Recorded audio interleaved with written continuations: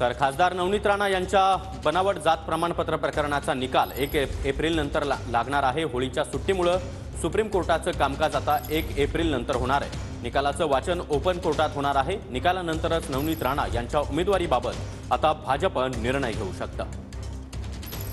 तर नवनीत राणा यांचं जात प्रमाणपत्र त्यावर विरोधकांकडून सातत्यानं सवाल उपस्थित करण्यात आलेले होते। कोर्टात हे प्रकरण आहे आणि या संदर्भात आता 1 एप्रिल नंतर निकालाची शक्यता आहे।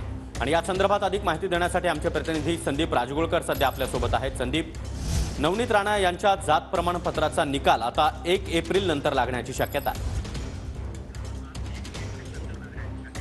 अगदी बरोबर आहे सागर। 1 एप्रिल किंवा 2 एप्रिलला हा निकाल अपेक्षित आहे। अमरावतीच्या खासदार आहेत नवनीत राणा, आपल्याला माहिती आहे 2019 साली ज्यावेळेला निवडणूक झालेली होती त्या निवडणुकीच्या वेळेला जात प्रमाणपत्र आहे ते त्यामध्ये फेरफार करून त्यांनी निवडणूक लढवली होती आणि ते जात प्रमाणपत्र दाखल केलं होतं असा आरोप खरं तर त्यांच्यावर करण्यात आला होता। आणि त्यानंतर हे सगळं प्रकरण मुंबई उच्च न्यायालयामध्ये पोहोचलेलं होतं।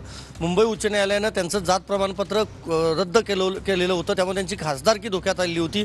पण आनंदराव अडसूळ जे माजी खासदार आहेत त्याच जिल्ह्यातले, त्यांनी पुन्हा सर्वोच्च न्यायालयामध्ये धाव घेतली होती आणि सर्वोच्च न्यायालयामध्ये या सगळ्या प्रकरणाची सुनावणी झालेली होती। 28 फेब्रुवारीला सुनावणी पूर्ण झाली आणि त्यानंतर हे सगळं प्रकरणाचा निकाल जो आहे तो सुप्रीम कोर्टानं राखून ठेवलेला आहे।